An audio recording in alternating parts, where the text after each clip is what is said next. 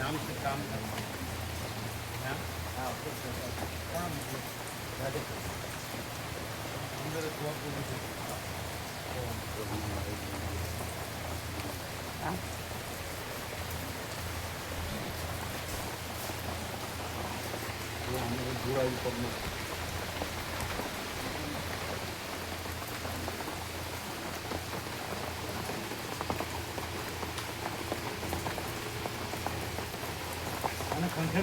हाँ हाँ आने आने आने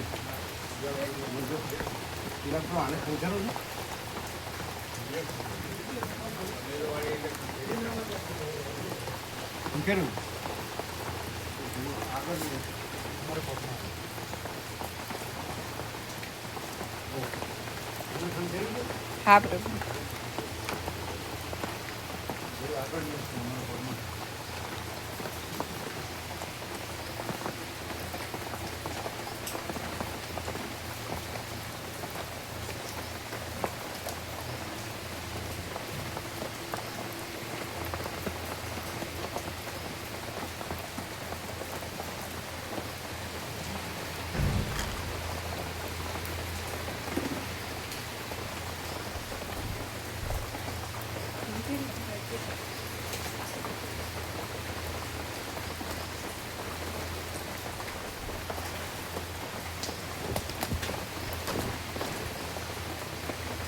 હવે તમને 3 જણની સેવા આવશે.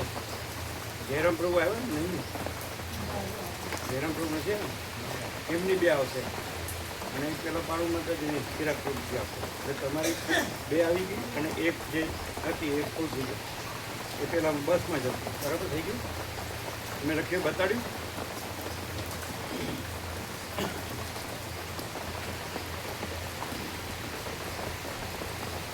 બકા પ્રભુ ઇનોવામાં બરાબર એમાં એમના 2 આવશે. જયરામ પ્રભુના 2. ઓમ બરાબર. ઓમ બરાબર.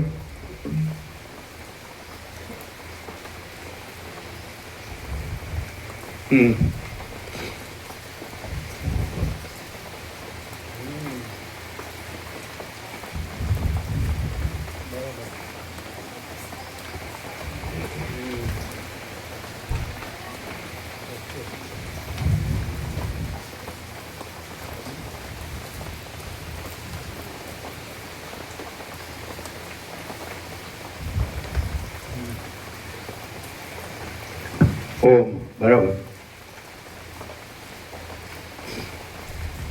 પરમ ચિદાકાશ, પરમ જ્યોતિ, અખંડ જ્યોતિ, મહાચિદાકાશ, સ્વયં પ્રકાશ, સંપૂર્ણ પ્રકાશ, પૂર્ણ બ્રહ્મ, અનંત તેજઘન, અનંત ચિદઘન, परमाकाश, केवल अनंत शुद्ध तेजघन, परमाकाश, अखिलात्मा, पूर्ण ब्रह्म, परमात्मा, परम चिदाकाश, परम ज्योति, अखंड ज्योति, अनंत पूर्ण परम चिदाकाश, परम शांति, स्वयं सिद्ध, स्वयं प्रकाश, स्वयं पूर्ण, स्वस्वरूप, यही सब कुछ है, इसके सिवा कुछ नहीं है. शून्यभास, अनंत कोटि, महाकल्पो है ही नहीं. महाचिदाकाश, स्वयं प्रकाश, संपूर्ण प्रकाश, महाचिदाकाश ज्योति, अनंत, अखंड, अभेद, महाचिदाकाश ज्योति, महातत्व, महासामान्य, महाचिदाकाश, स्वसंवेद्य, सहज निर्विकल्प, महाचिदाकाश, परम कैवल्य, પરમ શાંતિ, પરમ ચિદાકાશ, અનંત, પૂર્ણ, નિરપેક્ષ સત, અનંત, સંપૂર્ણ, અપરિઘી, નિર્ભ્રાંત, નિરપેક્ષ, વસિષ્ઠ રામ, નિર્વાણ. રાઉન્ડ 39મો રાઉન્ડ.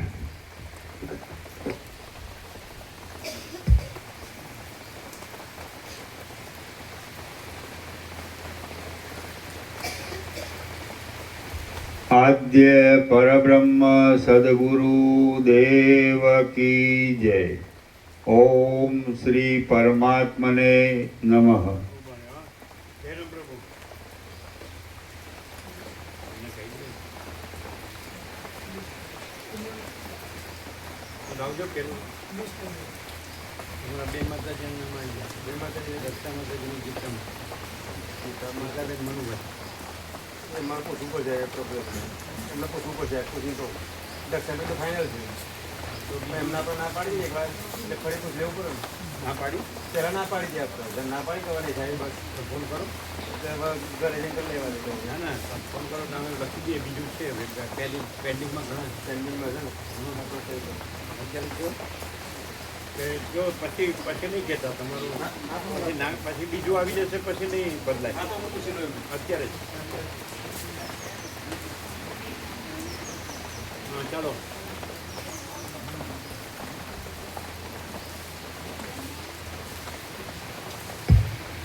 નામ લખી દીધું છે.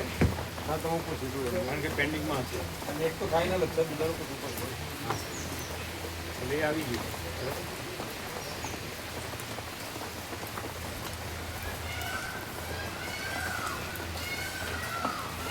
જો એક મિનિટ આખા રક્ષાના જ છે બધા એમાં દક્ષાબેન આવી ગયા પછી નીચે ગીતાબેન નથી ગીતાબેન મને એટલે ના પડે તો બીજા આપણી પાસે છે પેન્ડિંગ. હલો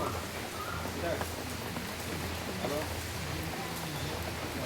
મૂવી ફાઇનલ આપવાનું મૂવી નથી દેવાનું એ જગ્યા થાય એટલે ગીતાબેન મને બધા મમ્મી આપવું ને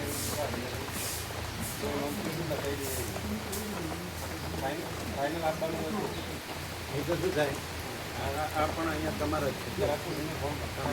પ્રભાબેન છે ને આ બસ એ પ્રભાબેન પૂછી લઈએ આપણે ગીતાબેન લઈ આવ્યું પ્રભાબેન બધા હશે એને કીધું છે તમે કીધેલું ફાઇનલ છે ફાઇનલ ને બધા પૂછી લે ભાઈ પૂછી લે એટલે પછી બદલવાનું છે. વારે વારે વાપસ નહીં બદલવાનું એને પૂછો ના નહીં પૂછો. હા તો પૂછી લેવાનું.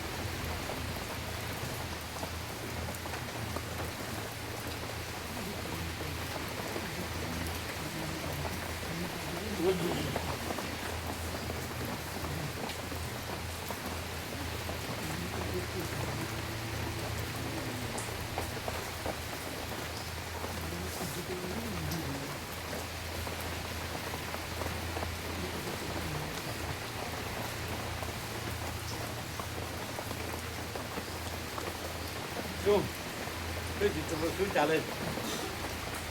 હસો છો?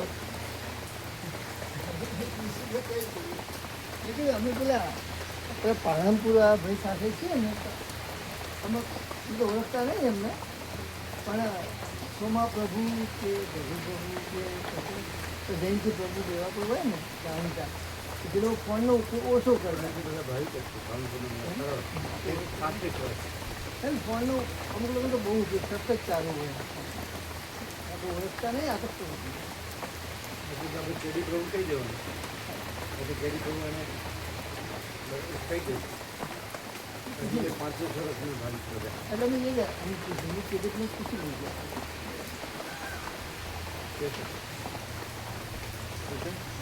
ફોન કરો તો નહીં મારી મારી માની થાય પ્રભાબેન એટલે પ્રભાબેન એમાંથી એક ચલો આપણે ચાલુ રાખીએ ચાલો ફોન આવે વાત કરીએ. હા હા રાખો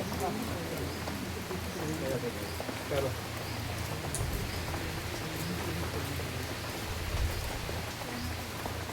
બેને પૂછી લો. એમાં જે પ્યોર એન્ડ શ્યોર હોય ને એ આપણે લખી લઈએ બેમાંથી.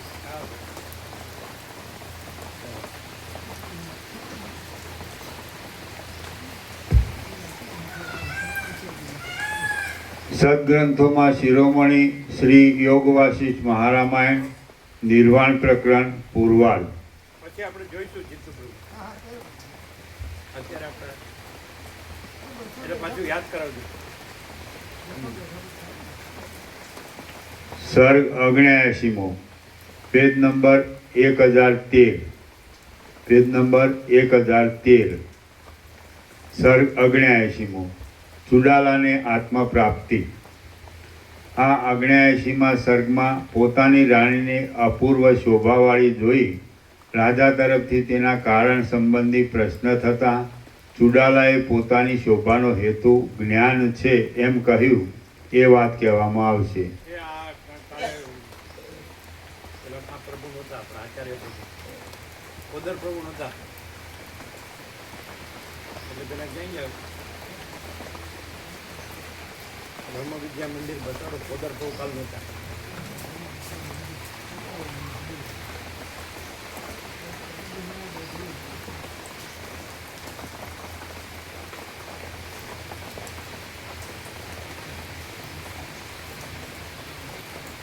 કોદર પ્રભુ ઊંચું કરું વચ્ચે આવીને જ્યાં જ્યાં આવ્યા હોય એ પણ જોયું. આપણે જો પાછા આવો થોડા, એટલે આ લોકો ખેડાવાળા જોયું. બોલો કોદર પ્રભુ. કાલ વિવેક પ્રભુ ધનજી પ્રભુ હતા, એમણે દર્શન કર્યા. એટલે ધનજી પ્રભુ કીધું કેમ? એટલે કે જેવા નામ એવા ગુણ. કેમ છે? બરોબર. અમુક જાણકારી વચનામાં જ છે બધા. એ તો આજે લાગી જશે.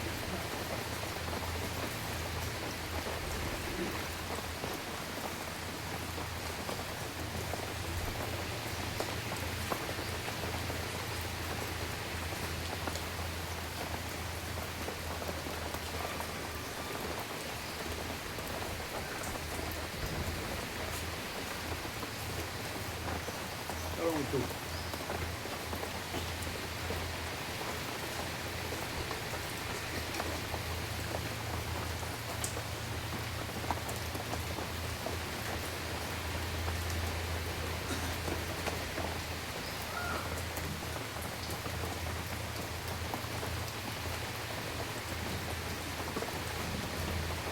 નીચેના છેલ્લા બે પ્રશ્નો જુઓ બરાબર.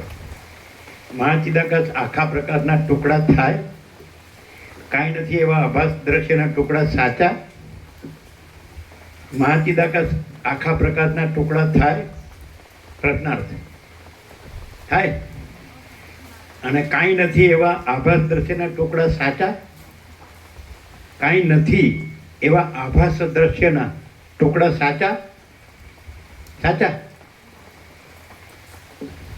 આભાસ દ્રશ્યના ટુકડા સાચા. કોદર પ્રભુ આભાસ દ્રશ્ય છે જ નહીં, તો પછી આ અમારું આકાશ ને બીજાનું આકાશ ને અમારો મહાસાગર ને બીજાનો મહાસાગર ને અમારી પૃથ્વી ને બીજાની પૃથ્વી, એ બરાબર ને? અમારો છોકરો ને બીજાનો છોકરો. બરાબર. આપણે તો માતાના તો બધાનું સંતાન તો તે હોય. બરાબર. હા, તો આનંદ તો જોઈ લઈશ. ચાલો, કેમ છે કોદર પ્રભુ? આ છે ને કાકા પ્રભુ, અહીંયા છેલ્લું છે ને એની ઉપર એ લઈ આને લગાડીને એની નીચે એને લગાડી જવાનું. લાગશે ને? એ તો ઉપાડી શકે. બરાબર.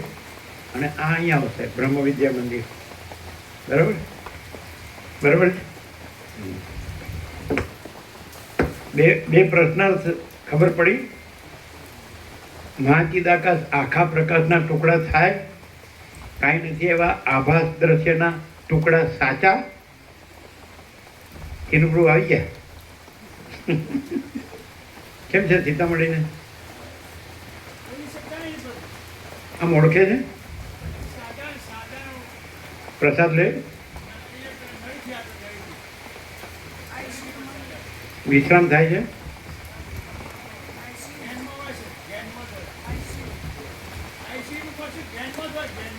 એમ પણ જે બીપી કેવું જે હોય એ કંટ્રોલમાં આવ્યું તો પછી પાછા આવી શકે ને.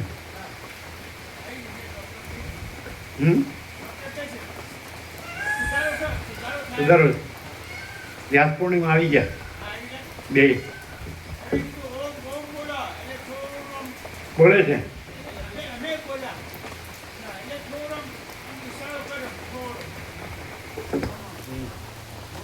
ખૂબ લાભ લીધો, ખૂબ ગાંડા પ્રભુ તો ખૂબ લાભ લીધો.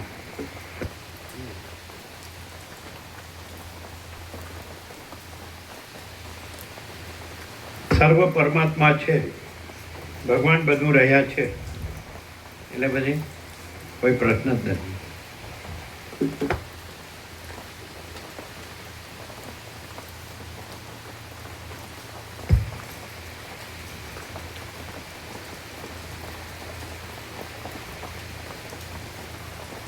સર્ગ 79મો ચુડાલાને આત્મા પ્રાપ્તિ. આ 79માં સર્ગમાં પોતાની રાણીને અપૂર્વ શોભાવાળી જોઈ રાજા તરફથી તેના કારણ સંબંધી પ્રશ્ન થતાં ચુડાલાએ પોતાની શોભાનો હેતુ જ્ઞાન છે એમ કહ્યું. એ વાત કહેવામાં આવશે. વશિષ્ઠ બોલ્યા, એ પ્રમાણે તે ચુડાલા પોતાના આત્મામાં જ આરામ લેતા મનોવૃત્તિ અંતર્મુખ થઈ જવાને લીધે દિવસે દિવસે નિત્ય પોતાના સ્વાભાવિક શુદ્ધ આત્મ સ્વરૂપમાં સ્થિર થઈ. રાગ વગરની. વશિષ્ઠ બોલ્યા, એ પ્રમાણે તે ચુડાલા પોતાના આત્મામાં જ આરામ લેતા મનોવૃત્તિ અંતર્મુખ થઈ જવાને લીધે દિવસે દિવસે નિત્ય પોતાના સ્વાભાવિક શુદ્ધ આત્મ સ્વરૂપમાં જ સ્થિર થઈ. રાગ વગરની, સંગ રહિત કૌંસમાં સુખ દુઃખ આદિ, રાગ વગરની, સંગ રહિત, દ્વંદ્વોની લાગણી વિનાની અને નિષ્કામ થઈ ગયેલી એ ચુડાલા રાણી જે દૈવ યોગથી આવી મળે તેનો ત્યાગ ન કરતા અને ન મળતી વસ્તુઓમાં અભિલાષા નહીં રાખતા જેમ હોય તેમ ચલાવી લેવા લાગી.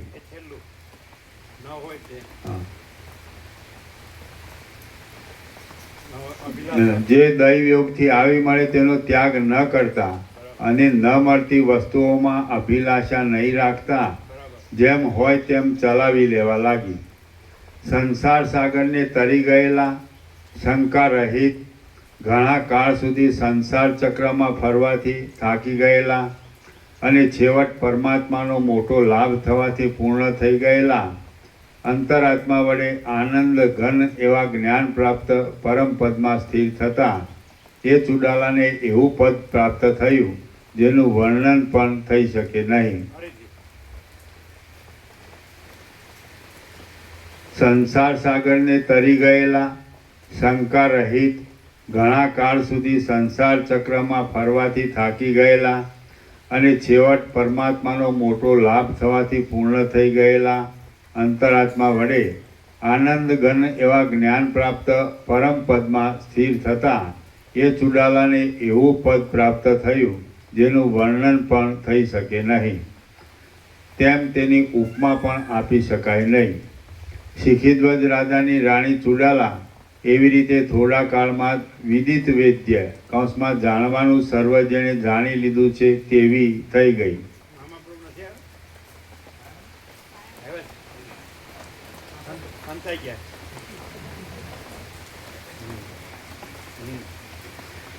શિખીધ્વજ રાજાની રાણી ચુડાલા એવી રીતે થોડા કાળમાં જ વિદિત વેદ્ય જાણવાનું સર્વ જેણે જાણી લીધું છે તેવી થઈ ગઈ. જેવી રીતે આ અનિર્વચનીય જગત પૂરી આવવાનો ભ્રમ અજ્ઞાનીઓના મનમાં અકસ્માત ઉત્પન્ન થાય છે તેમ તત્વવેત્તાના આત્મામાં જ કૌંસમાં આત્માથી જુદું બીજું કાંઈ ન હોવાથી તે લય પામી જાય છે. જેવી રીતે આ અનિર્વચનીય જગત સ્ફુરી આવવાનો ભ્રમ અજ્ઞાનીઓના મનમાં અકસ્માત ઉત્પન્ન થાય છે તેમ તત્વવેત્તાના આત્મામાં જ કૌંસમાં આત્માથી જુદું બીજું કાંઈ ન હોવાથી તે લય પામી જાય છે. દ્વૈત વિનાના શાંત પરમપદમાં એક ભાવે તલ્લીન થયેલી એ ચુડાલા શરદ ઋતુના નિર્મળ વાદળા જેવી શોભવા લાગી. જ્યાં ઘાસ અને જળ પુષ્કળ હોય, જ્યાં સૂર્ય અને ચંદ્રનો સરખો પ્રકાશ આવતો હોય અને જ્યાં ખાડા ટેકરા હોય એવા પર્વતના શિખર પર જઈ ઘરડી ગાય પણ આરામ સેવે છે, તેમ ચુડાલા રાણીએ પણ જાગ્રત આદિ અવસ્થાને સાક્ષી રૂપે રહી પ્રકાશ આપનાર પોતાના અંતરાત્માને સ્વભાવ વડે પ્રાપ્ત થઈને કોઈ પણ રીતે વ્યાકુળ ન રહેતા તે જ પરમપદમાં આરામ પામીને સ્વરૂપના વિવેકનો ગાઢ અભ્યાસ થવાથી આત્માનો સાક્ષાત્કાર થઈ જવાને લીધે વસંત ઋતુમાં નવી ખીલેલી સુંદર પુષ્પલતાની પેઠે તે શોભતી હતી. પછી એક દિવસ સુંદર અંગવાળી એ રાણીને અપૂર્વ શોભાવાળી જોઈને શિખીધ્વજ રાજાએ વિસ્મયથી મંદ મંદ હાસ્ય કરતા તેને નીચે પ્રમાણે પૂછ્યું, હે તન્વી, તું ફરીવાર યૌવન આવ્યાની જેમ અને વારંવાર શણગાર્યાની પેઠે સારા રાજાવાળી નગરી શોભે તેનાથી પણ અધિક શોભે છે. હે પ્રિય, કેમ જાણે અમૃતના સાળનું પાન કર્યું હોય તેવી, કેમ જાણે અલભ્ય પદ મેળવ્યું હોય તેવી અને કેમ જાણે અમૃતના પૂરથી પૂર્ણ હોય તેવી તું દેખાય છે. હે સુંદરી, તારું શરીર સુંદર, શાંત અને રમણીય હોવાથી તું ચંદ્રમાને પણ શરમાવીને કોઈ અદ્ભુત શોભાને પામી છે. હે પ્રિય, તારું ચિત્ત ભોગોને વિશે દીન નહીં થઈ જતું, સમાધિક ગુણવાળું, વિવેકથી ભરેલું, ગંભીર અને સ્થિર જોવામાં આવે છે. હે પ્રિય, કંસમાં વૈરાગ્યના પરિપાકથી ત્રિભુવનને પણ તૃણના જેવું તુચ્છ ગણી આ આખા જગતના રસરૂપ પરમ તત્વને પ્રાપ્ત થયેલું તારું મન પૃથ્વીના જેવું અચળ અને શાંત દેખું છું. હે પ્રિય, વૈરાગ્યના પરિપાકથી ત્રિભુવનને પણ તૃણના જેવું તુચ્છ ગણી આ આખા જગતના રસરૂપ પરમ તત્વને પ્રાપ્ત થયેલું તારું મન પૃથ્વીના જેવું અચળ અને શાંત દેખું છું. હે મોટા ભાગ્યવાળી, પર્વતની પેઠે સ્થિર હોવાથી તથા સમુદ્રની પેઠે ગંભીર હોવાથી અતિ શોભાવાળા તારા ચિત્તને કોઈ પણ વૈભવની કે આનંદકારક વસ્તુની ઉપમા આપી શકાતી નથી. તારા પૂર્વના તેના તે જ અવયવો છતાં પણ નાની કેળની પેઠે અને કમળના અંકુરની પેઠે અતિ કોમળ થઈ જઈ દ્રઢ થઈ જવાથી કાંતિ વધી જવાને લીધે કેમ જાણે હમણાં તું વૃદ્ધિ પામી હોય તેવું જણાય છે. તારી આકૃતિ અને અવયવો તો જે પૂર્વે હતા તે જ હાલ પણ છે, તો પણ વસંત ઋતુમાં ખીલેલી લતાની પેઠે તારું રૂપ બદલાઈ ગયેલું લાગે છે. તે શું અમૃત પીધું છે, કિંવા મંડલેશ્વરપણું મેળવ્યું છે, અથવા રસાયણ આદિના પ્રયોગથી મંત્ર આદિની સિદ્ધિથી કે કોઈ યોગની યુક્તિથી તે મૃત્યુને જીતેલું છે. હે નીલકમળ સમાન સુંદર નેત્રવાળી, પૂર્વે તને કદી નહીં મળેલું રાજ્યથી, ચિંતામણીથી અથવા ત્રૈલોક્યથી પણ અધિક એવું શું હાલ તને મળ્યું છે કંસમાં જેથી તું આવી અપૂર્વ શોભાવાળી થઈ?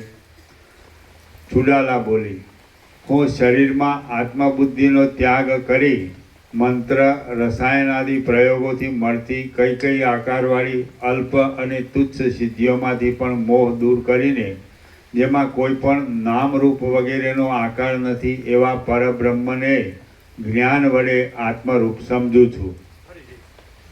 ચુડાલા બોલી, હું શરીરમાં આત્મબુદ્ધિનો ત્યાગ કરી મંત્ર રસાયણાદિ પ્રયોગોથી મળતી કઈ કઈ આકારવાળી અલ્પ અને તુચ્છ સિદ્ધિઓમાંથી પણ મોહ દૂર કરીને જેમાં કોઈ પણ નામરૂપ વગેરેનો આકાર નથી તેવા પરબ્રહ્મને જ્ઞાન વડે આત્મરૂપ સમજું છું અને તેને લીધે જ વિશેષ શોભાવાળી છું. આ અસત્ય માભવાળા સર્વ પદાર્થોમાં નહીં બંધાતા, જેમાં પૃથ્વી, જળ વગેરે દ્રશ્ય અને આકાશાદિક અદૃશ્ય પદાર્થો કંસમાં અધ્યસ્થ હોવાથી ખરું જોતા છે જ નહીં એવા સત્ય અમાપ પરબ્રહ્મનો આશ્રય કરવાથી હું શોભાવાળી છું. જે કાંઈ સૃષ્ટિ દ્રષ્ટિથી દેખાય છે, સૃષ્ટિ દ્રષ્ટિની નીચે કાંઈ છે, જ્યારે એમ કલ્પવામાં આવે કે સંસાર છે ત્યારે સંસાર નજરે પડે, તેને સૃષ્ટિ દ્રષ્ટિ. અને જ્યારે એમ જાણવામાં આવે કે સંસાર તો નથી ત્યારે પ્રલય જોવામાં આવે તે પ્રલય દ્રષ્ટિ કહેવાય છે. જે કાંઈ સૃષ્ટિ દ્રષ્ટિથી દેખાય છે અને પ્રલય દ્રષ્ટિથી અદૃશ્ય થઈ જાય છે તે સર્વને સાક્ષી રૂપે નિર્લેપ રહી અનુભવ કરનાર આત્માને હું જાણું છું. તેથી જ વિશેષ શોભાયુક્ત છું. ભોગવો ભલે ન ભોગવાયા હોય કે દૂર હોય, પણ તે ભોગવ્યા હોય તેવી રીતે જ હું પ્રસન્ન રહું છું. અને હર્ષ શોક વગેરે કશા મનોવિકાર મને બાદ કરતા નથી. તેથી જ હું શોભું છું. રાજલીલાઓમાં મનને નહીં લોભાવતા હું એકલી જ આકાશ જેવા અનંત અને અપાર પરબ્રહ્મમાં જ રમું છું. તેથી જ હું શોભાવાળી છું. આસન અને ઉપવન આદિમાં દેહ રહ્યો હોવા છતાં પણ હું પૂર્ણ આત્મ સ્વરૂપમાં જ તલ્લીન રહું છું. પણ ભોગોમાં કે તે નહીં મળવાથી થતી લજ્જાઓમાં રત રહેતી નથી. તેથી જ હું વિશેષ શોભું છું. થોડું કામ કરીએ, થોડું આમ રાઈટ.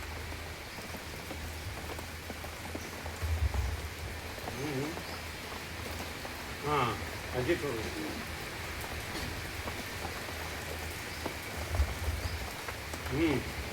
એક્ઝેક્ટ. હું આ જગતની પ્રભુ છું. હું આ જગતની પ્રભુ છું અને સ્થૂલ સૂક્ષ્મ આદિ દેહથી જુદા શુદ્ધ ચૈતન્ય રૂપ છું એમ સમજી આત્મામાં જ સંતુષ્ટ રહું છું. તેથી જ શોભાવાળી છું. આ દેહાદિક અને ભોગવવાની વસ્તુઓ વગેરે આરોપિત દ્રષ્ટિથી હું જ છું અને અધિષ્ઠાન દ્રષ્ટિથી એ કશુંય હું નથી.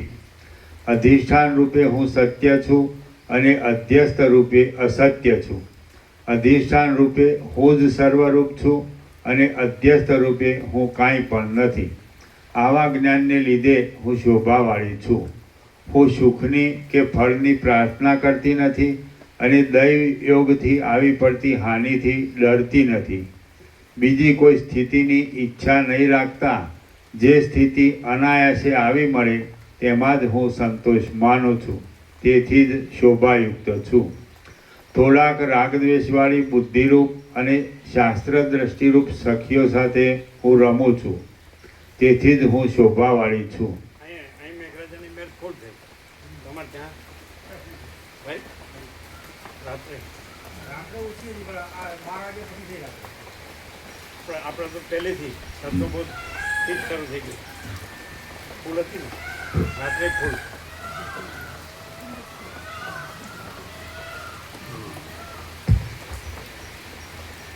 શિવરામાં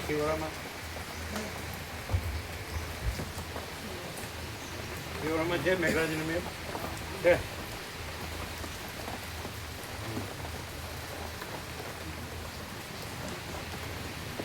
તમારે ત્યાં એનું અમદાવાદ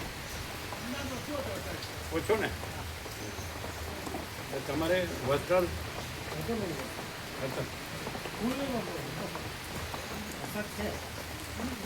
અહીંયા ફૂલ ને, આ પ્રમાણે માપ કરો.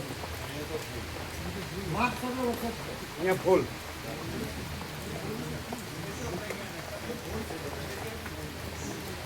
ચાલો થવા દે.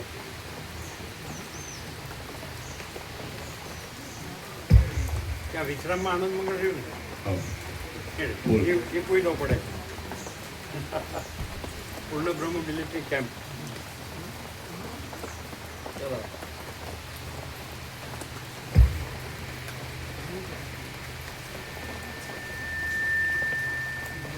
હે નાથ, નેત્રોના તેજથી બીજી ઇન્દ્રિયોથી જે કાંઈ દેખાય છે તે કાંઈ જ નથી, માત્ર મિથ્યા આભાસ જ છે. ચક્ષુ આદિ ઇન્દ્રિયોથી અને મનથી અગોચર એવી જે કાંઈ નિર્વિશેષ વસ્તુ બ્રહ્મ છે તેને હું સારી રીતે અંદર અને બહાર ભરપૂર દેખું છું. અને નેત્રોના તેજથી બીજી ઇન્દ્રિયોથી જે કાંઈ દેખાય છે તે કાંઈ જ નથી, માત્ર મિથ્યા આભાસ જ છે. ચક્ષુ આદિ ઇન્દ્રિયોથી અને મનથી અગોચર એવી જે કાંઈ નિર્વિશેષ વસ્તુ કૌંસમાં બ્રહ્મ છે તેને હું સારી રીતે અંદર અને બહાર ભરપૂર દેખું છું અને તેથી જ મારો ઉદય થયેલો છે. શ્રી યોગ વાસિષ્ઠ મહારામાયણમાં નિર્વાણ પ્રકરણના પૂર્વાર્ધનો ચુડાલા આત્મલાભ નામનો સર્ગ 79મો સમાપ્ત. સર્ગ 80મો ભૂત પંચક વિલાસ. આ 80મા સર્ગમાં રાજા ચુડાલાના વાક્યોનો અર્થ નહીં સમજવાથી તેનું અસંબંધપણું બતાવશે તે વાત અને આકાશ ગમનાદિક સિદ્ધિઓનું બીજ એ કહેવામાં આવશે. અસંબંધ નો આવે, અસંબદ્ધ બહુ પર બીજું ન આવે. આ 80મા સર્ગમાં રાજા ચુડાલાના વાક્યોનો અર્થ નહીં સમજવાથી તેનું અસંબદ્ધપણું બતાવશે તે વાત અને આકાશ ગમનાદિક સિદ્ધિઓનું બીજ એ કહેવામાં આવશે. વશિષ્ઠ બોલ્યા, ઉપરના કારણો બતાવી આ પ્રમાણે આત્મામાં આનંદ લેતી તે શ્રેષ્ઠ રાણીની વાણીનો અર્થ સમજ્યા વિના રાજાએ હસીને આ પ્રમાણે કહ્યું. શિખીધ્વજ રાજા બોલ્યા, હે સુંદરી, તારું બોલવું સંબંધ વગરનું છે. તું હજી કાચી બુદ્ધિની છે. હે રાજપુત્રી, તું રાજવૈભવમાં આનંદ પામતી હોય તો રાજલીલાઓ વડે રમીને આનંદ પામ. આ જે કાંઈ પ્રત્યક્ષ દેખાય છે તેને ત્યજી દઈને નિરાકાર પદમાં આરામ લેવો સંભવે નહીં, કારણ કે તે તો ખાલી શૂન્ય જ છે. ભોગો નહીં ભોગવાયા છતાં પણ હું સંતુષ્ટ જ રહું છું એમ સમજીને ક્રોધ કર્યાની પેઠે આસન શયન આદિને જે ત્યજી દે તે શી રીતે શોભે? પોતે ભોગ ભોગવવા તથા મિત્ર આદિને ભોગવવા એ વગેરે મૂકી દઈને દ્રવ્ય આદિ તેના સાધનોને પણ છોડી દઈ પોતે એકલો જ કૌંસમાં પિશાચની પેઠે શૂન્ય આકાશમાં ચિદાકાશમાં જે રમે તે શી રીતે શોભે?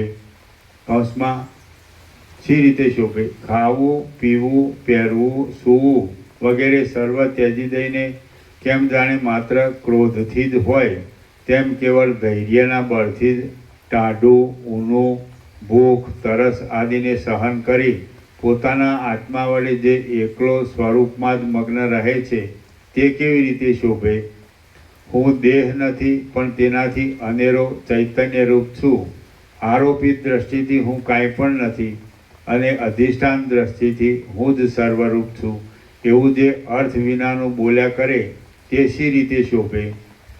મારી દ્રષ્ટિમાં જે કાંઈ મન ઇન્દ્રિયોથી દેખાય છે તે ખરું જોતાં કાંઈ જ નથી, પણ જે મન વાણી વગેરેથી અગોચર છે તે સત્ય અધિષ્ઠાન ચૈતન્યને હું અનુભવું છું એવો તું જે મિથ્યા બકવાદ કરે છે તે શી રીતે શોભે?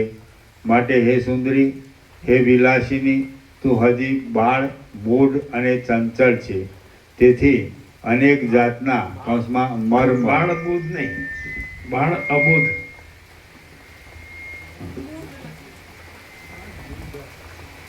બાળ બુદ્ધ છે ના, મૂળ. હા તો બરાબર. એ સેમથી અમે બુદ્ધ અબુદ્ધ એટલે મૂળ. હે વિલાસિની, તું હજી બાળ, મૂઢ અને ચંચળ છે. તેથી અનેક જાતના મર્મ ભાષણોના વિલાસથી હું ક્રીડા કરું છું અને તું પણ ક્રીડા કર. એ પ્રમાણે શિખીધ્વજ રાજા પોતાની પ્રિયાની હાસ્યપૂર્વક મશ્કરી કરીને મધ્યાહન સમયના સ્નાન માટે ઊભો થયો અને અંતઃપુરમાંથી બહાર નીકળ્યો. અહો, દુઃખની વાત છે કે આત્મભાન ન થયું હોવાથી રાજા મારા વચનોનો અર્થ સમજ્યા નહીં. એમ મનમાં આવવાથી ખેદ પામીને ચુડાલા પોતાના કાર્યમાં પાછી લાગી ગઈ. હે રામચંદ્રજી, એ પ્રમાણે જુદો જુદો મત ધરાવતા એ બંને સ્ત્રી પુરુષોનો અનેક પ્રકારની રાજલીલાઓથી ઘણો સમય ચાલ્યો ગયો. સદા તૃપ્ત રહેનારી અને નિષ્કામ થઈ ગયેલી એ ચુડાલાને કોઈ એક દિવસે દેવોની જેમ આકાશ ગમન કરવાની ઈચ્છા થઈ. આકાશ ગમન નામની એ સિદ્ધિ મેળવવા માટે એ રાજપુત્રી સર્વ ભોગોનો ત્યાગ કરીને નિર્જન દેશમાં આવી. એકાંતમાં એકલા જ પદ્માસન આદિ આસનથી શરીરને દ્રઢ રાખીને જેની ગતિ ઊંચે છે એવા પ્રાણાયામનો લાંબા કાળ સુધી તેણે અભ્યાસ કર્યો. રામ બોલ્યા, જે કાંઈ આ જડ અને ચેતન જગત છે તે ક્રિયાથી ઉત્પન્ન થાય છે, તો આ આકાશગમન આદિ સિદ્ધિઓ શી રીતે અને કઈ ક્રિયા વડે મળે એ વિશે આપનો અનુભવ કહો. હે મહારાજ, માત્ર એક યત્નથી સાધ્ય થાય એવી કઈ ક્રિયાના ગાઢ અભ્યાસનું આકાશગમનાદિક ફળ છે? હે સમર્થ મહારાજ, આત્મજ્ઞાની પુરુષ લીલાથી અને અજ્ઞાની પુરુષ સિદ્ધિઓના લોભથી પણ શી રીતે સિદ્ધિઓ મેળવી શકે તે આપ કહો. વશિષ્ઠ બોલ્યા, હે પ્રિય રામચંદ્રજી, આ જગતમાં દરેક સાધ્ય કૌંસમાં મળી આવનાર વસ્તુ ઉપાદેય, હે અને ઉપેક્ષ એ રીતે 3 પ્રકારની જોવામાં આવે છે. એના નીચે ટિપ્પણી છે. કોઈ પણ જાતનો લાભ લેવો દરેકને ગમે માટે તે ઉપાદેય કૌંસમાં ગ્રહણ કરવું. હાનિ લેવી કોઈને ના ગમે માટે તે હેલ કૌંસમાં છોડી દેવું. અને જેમાં લાભ પણ ન હોય અને હાનિ પણ ન હોય તે ઉપેક્ષ કૌંસમાં બેદરકારી હોવી કહેવાય છે. વશિષ્ઠ બોલ્યા, હે પ્રિય રામચંદ્રજી, આ જગતમાં દરેક સાધ્ય કૌંસમાં મળી આવનાર વસ્તુ ઉપાદેય, હે અને ઉપેક્ષ એ રીતે 3 પ્રકારની જોવામાં આવે છે. જે કાંઈ પોતાને અનુકૂળ હોય તે ઉપાદેય ગણવાથી માણસ યત્ન વડે મેળવે છે. પોતાને પ્રતિકૂળ હોય તે હેય ગણાવાથી છોડી દે છે. અને જે અનુકૂળ પણ ન હોય અને પ્રતિકૂળ પણ ન હોય તે ઉપેક્ષ ગણાય છે. એ સારી બુદ્ધિવાળા રામચંદ્રજી, જેનાથી સુખ ઉત્પન્ન થાય તે ઉપાદેય, જે સુખનું વિરોધી હોય તે હેય, અને વચલી કોટીનું એટલે સુખનું સાધન પણ નહીં અને સુખનું વિરોધી પણ નહીં એવું જે હોય તે ઉપેક્ષ, એમ વિદ્વાનોએ તેની વ્યવસ્થા માનેલી છે. વિવેકી, જ્ઞાનવાન અને બુદ્ધિમાન તત્વજ્ઞ પુરુષની દ્રષ્ટિમાં આ સર્વ જગત આત્મમય હોવાથી ઉપરના 3માંનો એકેય પક્ષ સંભવતો નથી. વિવેકી, જ્ઞાનવાન અને બુદ્ધિમાન તત્વજ્ઞ પુરુષની દ્રષ્ટિમાં આ સર્વ જગત આત્મમય હોવાથી ઉપરના 3માંનો એકેય પક્ષ સંભવતો નથી. પરંતુ કોઈ વખત ફક્ત લીલાથી આત્મજ્ઞ પુરુષ જગતને ઉપેક્ષ તરીકે ગણીને તે તરફ જુએ છે, અને કોઈક સમયે તે રજ્જુમાં સર્પની પેઠે અધ્યસ્ત કૌંસમાં ભ્રાંતિથી ઉઠેલું હોવાથી તે તરફ દ્રષ્ટિ પણ રાખતા નથી. આ જગત બોધવાન પુરુષની દ્રષ્ટિમાં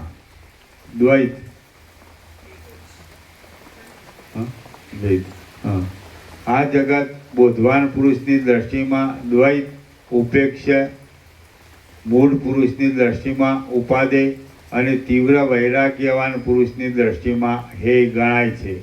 હવે સિદ્ધિઓ શી રીતે મળે છે તેનો હું ક્રમ કહું છું તે સાંભળો. દેશ, કાળ, દ્રવ્ય અને ક્રિયા એ સાધનોથી સર્વ સિદ્ધિઓ મેળવી શકાય છે. વસંત ઋતુ જેમ ભૂતળને લીલુંછમ બનાવી દે છે તેમ એ સર્વ સિદ્ધિઓ માણસના મનને ઉત્સાહવાળું બનાવે છે. હે સુશીલ રામચંદ્રજી, સિદ્ધિ આદિક મેળવવાના દેશ, કાળ આદિ 4 સાધનોમાં પણ ક્રિયા એ મુખ્ય સાધન છે. કેમ કે સઘળા ક્રમો ક્રિયાને આધારે જ હોય છે. આકાશ ગમનાદિક સિદ્ધિઓને માટે સિદ્ધિ ગુટિકા, સિદ્ધાંજન, સિદ્ધિ ખડક, સિદ્ધ પાદુકા ઇત્યાદિ ક્રિયાનો ક્રમ તંત્ર ગ્રંથોમાં બતાવ્યો છે. પરંતુ તેનું અહીં વર્ણન કરવું તે અજ્ઞાનથી શ્રોતાઓના મનને લોભમાં નાખી તેમાં જ પ્રવૃત્તિ કરાવી દે એવા હેતુથી દોષરૂપ છે. અને એ વિષયનો વિસ્તાર તમને પણ આ ચાલતા પ્રસંગમાં વિઘ્નરૂપ છે. તેથી અહીં કહેવાને યોગ્ય નથી. વળી એ સિદ્ધિઓ માટે મણિ, મંત્ર, તપ, ઔષધ ઇત્યાદિ ક્રિયાના ક્રમ પણ અનેક જોવામાં આવે છે. પરંતુ તેનો પણ વિસ્તાર કરવો એ ચાલતા પ્રસંગમાં વિઘ્નરૂપ છે. હે કૃતાર્થ રામચંદ્રજી, શૈલ અને મેરુ પર્વત આદિ સિદ્ધ દેશોમાં નિવાસ કરવાથી પણ સિદ્ધિ મળે છે, પણ એ સઘળો વિસ્તાર ચાલતા પ્રસંગમાં વિઘ્નરૂપ જ છે. માટે શિખીધ્વજ રાજાની કથાના ચાલતા પ્રસંગમાં આવેલા સિદ્ધિ આપનાર પ્રાણાદિ કૌંસમાં પવન પ્રાણાયામના અભ્યાસની ક્રિયા હું કહું છું તે સાંભળો. સાધ્ય સંબંધી અને સાધન સંબંધી સર્વ માનસિક વાસનાઓ ત્યજી દઈ સિદ્ધાસનાદિક આસન વગેરે યોગશાસ્ત્રમાં કહેલા નિયમોથી ગુદા આદિ દ્વારને સંકુચિત કરીને ભોજન આસન આદિની શુદ્ધિ વડે શુભ શાસ્ત્રોના ભાવનો ખૂબ જ વિચાર કરી સદાચારથી, સત્સંગથી, દ્રઢ અભ્યાસથી, કોપ લોભ ઇત્યાદિ ત્યજી દેવાથી, ભોગોનો ત્યાગ કરવાથી, પૂરક કુંભક અને રેચક પ્રાણાયામનો અત્યંત અભ્યાસ કરવાથી યોગીના પ્રાણાદિક સર્વ વાયુઓ તેના તાબામાં આવી જાય છે. અને હે સદાચારી રામચંદ્રજી, રાજાને જેમ સર્વ નોકરો અધીન રહે છે તેમ એ યોગી પુરુષને સર્વ પ્રાણાદિક પવનો સ્વાધીન થઈ જાય છે. હે રામચંદ્રજી, રાજ્યથી તે મોક્ષ સુધીની સર્વ સિદ્ધિઓ દેહમાં રહેલા પ્રાણવાયુને અધીન છે. તેથી સર્વ યોગ્ય અધિકારીથી મેળવી શકાય છે. એ પ્રાણની ગતિ નાડીઓ દ્વારા થાય છે.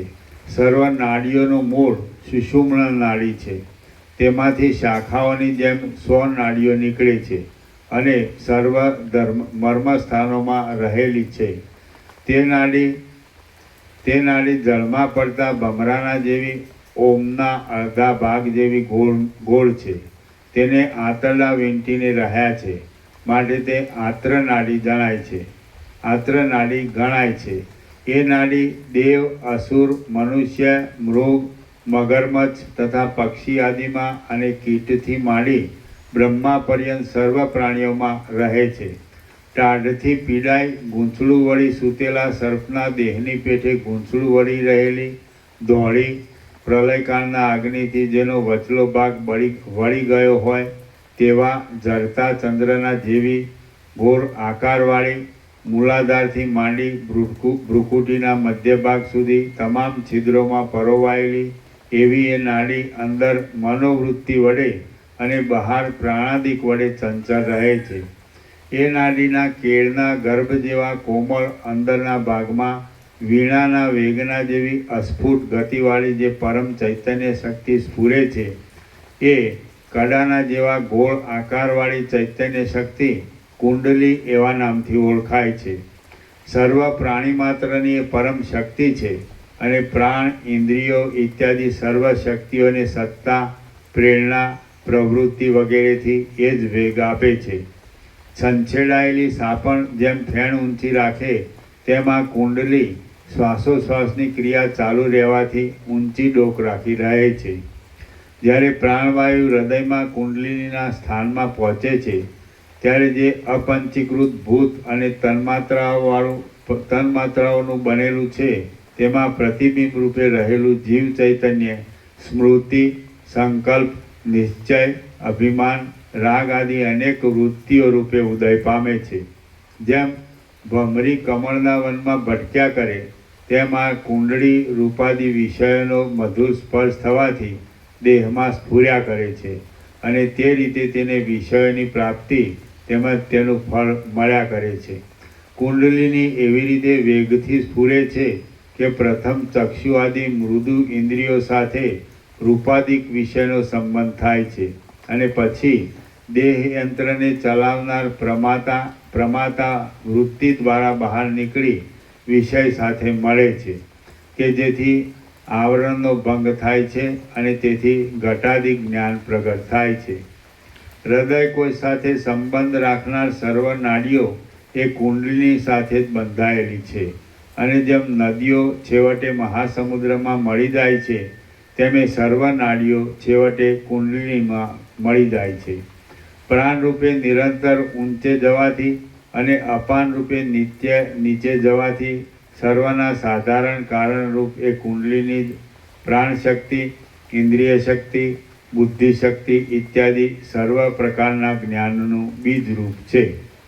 રામ બોલ્યા, કલ્પથી માંડીને સૃષ્ટિ પર્યંત સર્વ મર્યાદા કૌંસમાં માપ રહિત જ્ઞાન સ્વરૂપ ચૈતન્ય છે, તો પછી કુંડલીની કોષની જુદી રચનાની શી જરૂર છે? વશિષ્ઠ બોલ્યા, હે નિષ્પાપ રામચંદ્રજી, સર્વત્ર સર્વકાળ બધું જ્ઞાન વડે ચૈતન્ય માત્ર જ છે, પરંતુ સ્થૂલ દેહ અને સૂક્ષ્મ દેહને આકારે પરિણામ પામેલ પંચ તન્માત્રા રૂપે જ ચૈતન્ય રૂપે કંઈ સમયે પ્રકટ થાય છે. જેમ સૂર્યનો તાપ બધે ફેલાય છે, પણ ભીત વગેરે પદાર્થો રૂપે ઉપાધિમાં તે વિશેષ દેખાય છે, તેમ ચૈતન્ય સત્તા સર્વત્ર વ્યાપ્ત છતાં પણ સ્થૂળ દેહરૂપ અને સૂક્ષ્મ દેહરૂપ ઉપાધિમાં જ વિશેષ દેખાય છે. અને સર્વવ્યાપી ચૈતન્ય કોઈ માટી, પથ્થર આદિ વસ્તુઓમાં અવિદ્યાની ગાઢ જડતાથી ઢંકાઈ જાય છે, એટલે તે દેખાતું નથી. કોઈ દેવ, મનુષ્ય આદિમાં સ્પષ્ટ દેખાય છે અને કોઈ વૃક્ષ આદિમાં આછું જણાતું હોવા છતાં બહાર નથી દેખાતું, પરંતુ સત્તારૂપથી તે બધે ફેલાયેલું જ છે. હે નિર્મળ રામચંદ્રજી, મનુષ્ય દેહમાં તથા પશુ સ્થાવર આદિક દેહમાં જે રીતે એ ચૈતન્ય પ્રકટ થાય છે, તે હું ફરીથી તમને ક્રમથી કહું છું. આ સગળું જડ અને ચેતન જગત ચૈતન્ય માત્રની સત્તાથી સત્તા ધરાવે છે.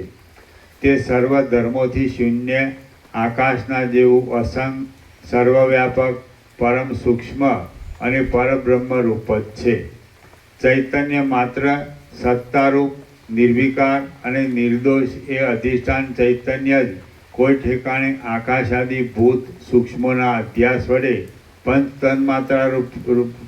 તન્માત્રા રૂપ બને છે, અને એ જ પંચ તન્માત્રાથી પ્રાણ, મન, બુદ્ધિ, જ્ઞાનેન્દ્રિય અને કર્મેન્દ્રિય એમ 5 પ્રકારે કલ્પાયેલા લિંગ શરીરમાં પોતાનું પ્રતિબિંબ પાડે છે. અને જેમ એક દીવામાંથી 100 દીવા થઈ શકે છે, તેમ માયાથી અધ્યાસ વડે જન્માદિ વિકાર દ્વૈત ભાવને પામીને તે અનેક જીવરૂપ બની જાય છે. પણ વસ્તુતઃ તમારા ચૈતન્ય સ્વરૂપનો જ એ સગળો વિવધ છે. કેટલાક પંચકો કૌંસમાં પ્રાણાદિ પંચકથી બનેલા લિંગ શરીરો સત્તા માત્રથી સ્ફુરેલા દેવ, મનુષ્ય આદિ આકારની વાસનાને અનુસરનારા સંકલ્પ વડે દેવ, મનુષ્યાદિક દેહભાવને, કેટલાક પક્ષી આદિ દેહભાવને, કેટલાક ધંતુરો આદિ જળ દેહભાવને, કેટલાક દેશ આદિ ભાવને અને કેટલાક દ્રવ્ય આદિ ભાવને પ્રાપ્ત થાય છે. હે રામચંદ્રજી, એ પ્રમાણે પંચકની સ્ફૂર્તિથી જ આ જગતની પ્રતીતિ થાય છે એમ નિશ્ચય છે. અને એ સર્વ ઠેકાણે ચૈતન્ય સત્તા જ વ્યાપી રહેલી છે. મનુષ્ય દેહાદિકમાં ચૈતન્યના પ્રતિબિંબોને લેવાની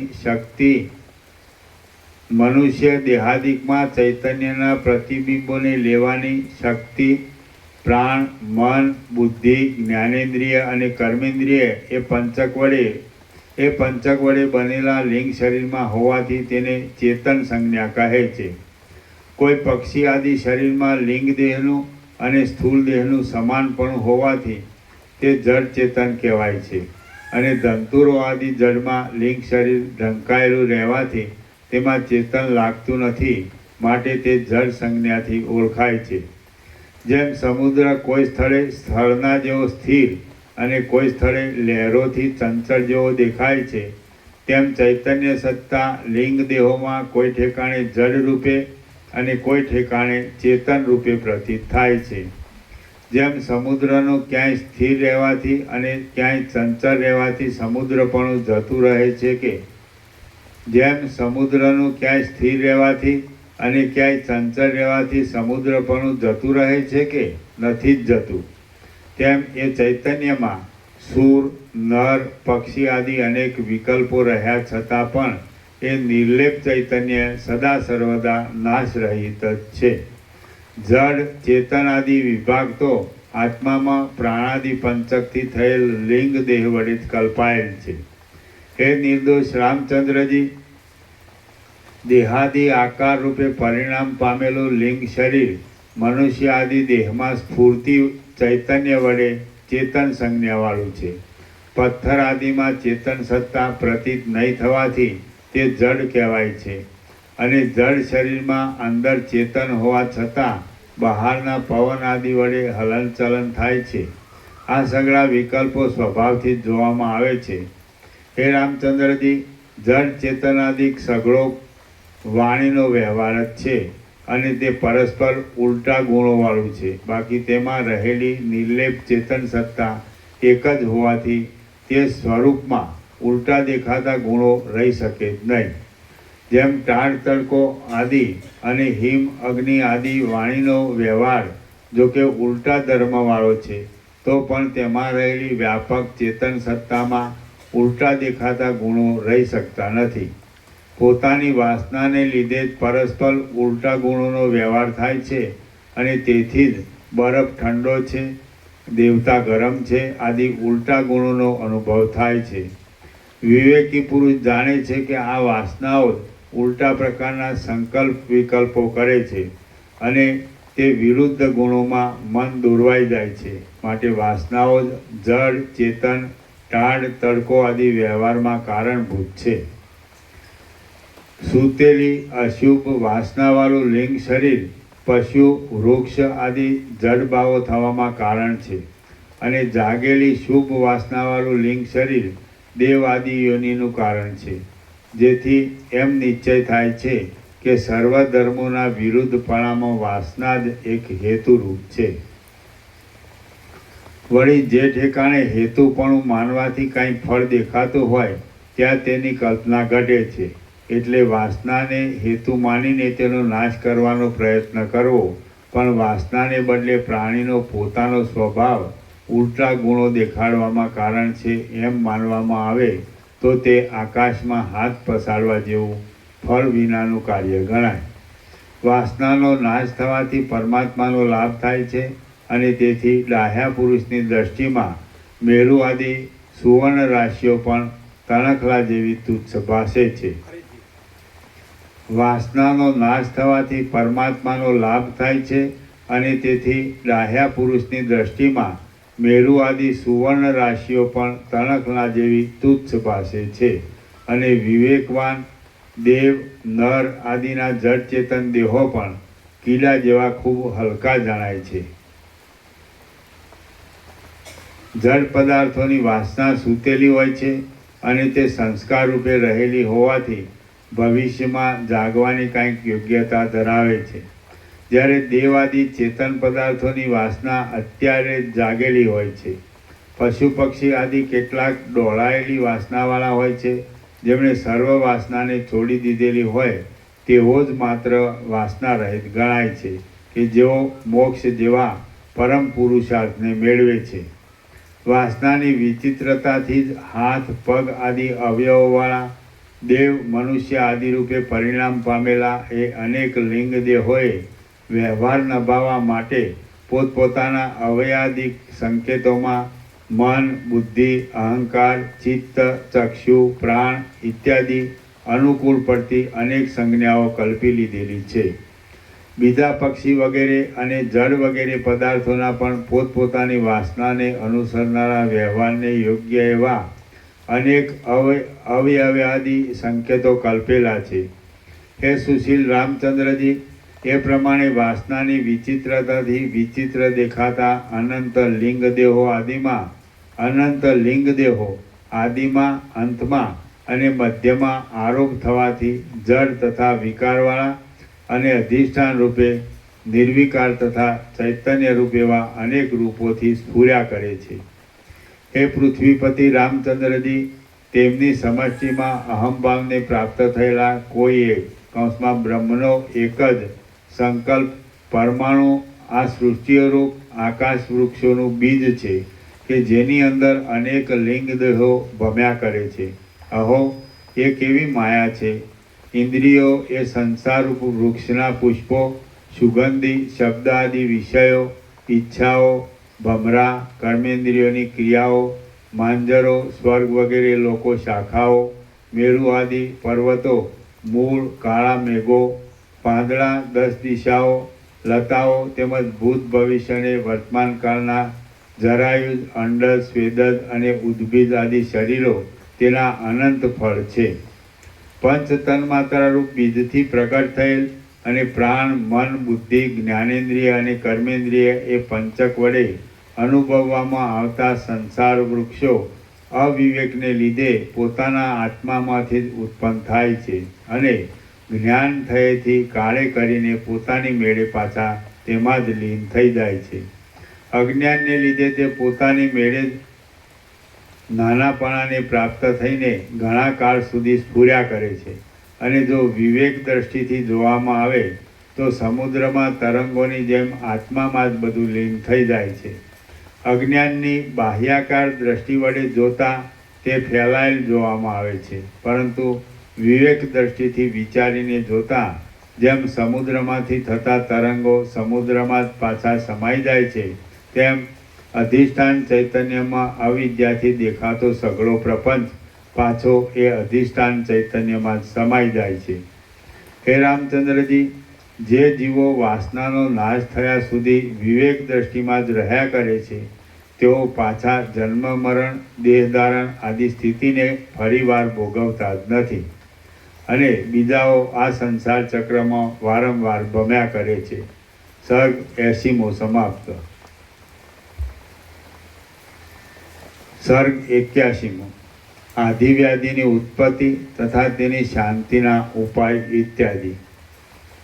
આ 81મા સર્ગમાં કુંડલિનીના પ્રસંગથી રોગોની ઉત્પત્તિ થવાના તથા શાંતિ થવાના ક્રમો અને સિદ્ધિઓ તથા સિદ્ધ દર્શન આદિના ઉપાયો એ વગેરે કહેવામાં આવશે.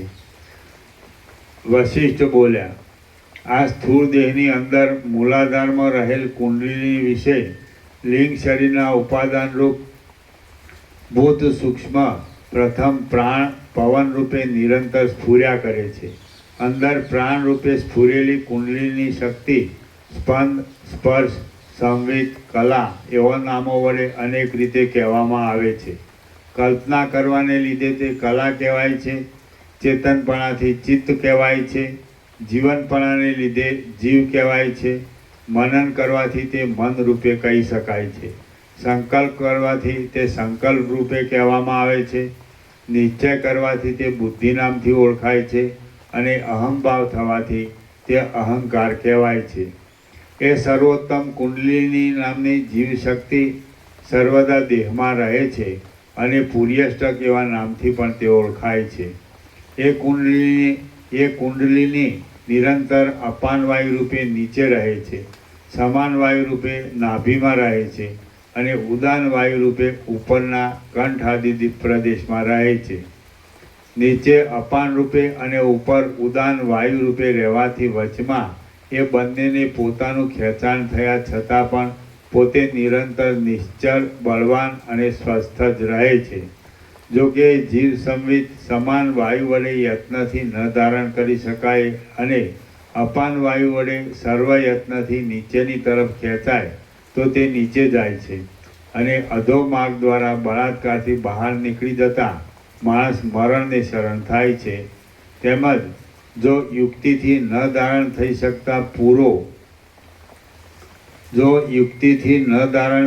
શકતા પૂરો યત્ન કરી ઉદાન વાયુ વડે ખેંચાઈ ઉપર ચડી જાય તો પણ તે બળાત્કારથી બહાર નીકળી જતા પુરુષ મૃત્યુવશ થાય છે.